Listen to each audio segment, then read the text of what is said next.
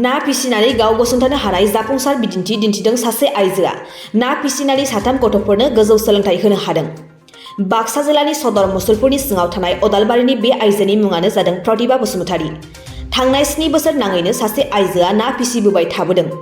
गावनि न'नि साखाथियावनो खमैबो 8 बिगा हानि मोन 6 फुख्रि दङ। मख'नो गोनांदि थांनाय 7 बोसोर सिगांनो बे आइजोआ रान्दि जानो गोनां जादोंमोन। गोब्राब बेरामाव गोग्लैनानै प्रतिभा बसुमतारीनि फिसाय बाबुराम बसुमतारीया हरखाबै जिउ गोमालांनायाव 3 गथ'फोरखौ लानानै बिथाङा गोबां जेंनाजों मोगा-मोगि जानांदोंमोन। नाथाय फिसाय बाबुरामा दिन्थिना गालांनाय लामाजोंनो थांनानै ना फिसिनायाव बिथाङा नांथाबो।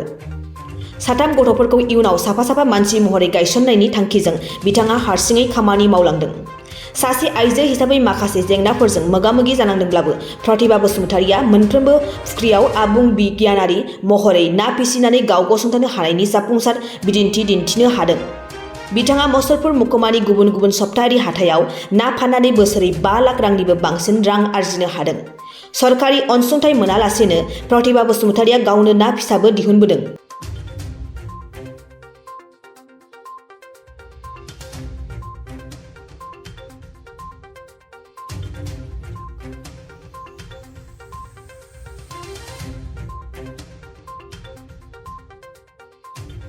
नो 5 बिगा हाखरखौ जावनानै मालिकानो माबाग्रोदो आरो सामलायग्रोदो। ओमफ्राय इदिनो सामलायनानै नाफोरखौ फाननानैनो बहुत इनकामबो खालामदोंमोन, न' बांबो लुदोंमोन। ओमफ्राय इदिनो बहुत गथ'फोराबो आरो देरस्लाबियाव खरसाबो बाय माबामोन नालाय न'फोरखौबो लुना गालांबाय आरो। लुनानैथ' इयो 2000 इदिनो खरसदो माबानायाव ओमफ्राय 2015नि डिसेम्बर 20 तारिखआव गोमोरलांबाय। गेस लायनो थांनो होननानै साइकेल पाम्प होनायावनो इयो गोमोरलांदो आरो। बिराद दुखुथिया बाथ्रा आरो अकस्मातनो साइकेल पाम्प होनायाव निजिनो थैलांनायसै। गथ'फोराबो देराखैमोन। ओमफ्राय इदिनो आरो मा खालामगोन उपाय गैया, हाखरखौ आंनो सामलायनो गोनां जाहैबाय। खै बिगा दं दा हाखरा?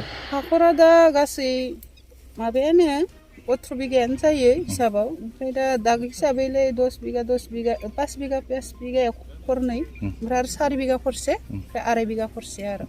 बेखिनिखौनो लानानै आङो गथ' 3खौ माबादो आरो फरिनाय खरस, गाननाय जोमनाय, जानाय।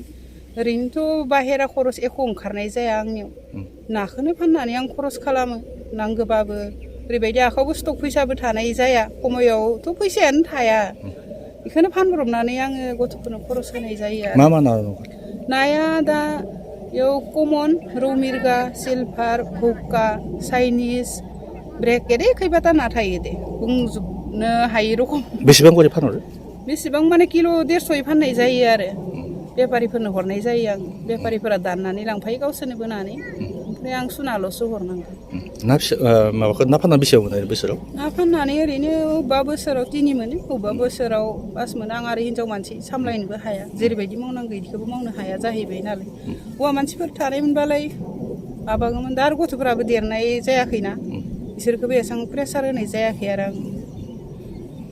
ओरैनो ना फिसाखौ माबेनिफ्राय लाबोयो? ना फिसाखौ आं न'आवनो बानायो। न'आवनो बानायो? निजा बानायो? निजा बानायो आं। कमनखौबो न'आवनो बानायो, ओमफ्राय आरो मिरगाखौबो, रौ आरो मिरगाफोरखौ न'आव बानायो। ओमफ्राय सिलभार ग्रासफोरखौ आं बानायनो रोङाखै आरो, मेचिनबो गैया नालाय। ओमफ्राय ओरैनो माबायावनो बानायो आरो, कमनखौ मेटखा होनानै बानायनाय जायो आरो। सरकारि अनसुंथाइफोर? गैया, जेबो गैया, मोनाखै आं। जेबो मोनाखै? मोनाखै।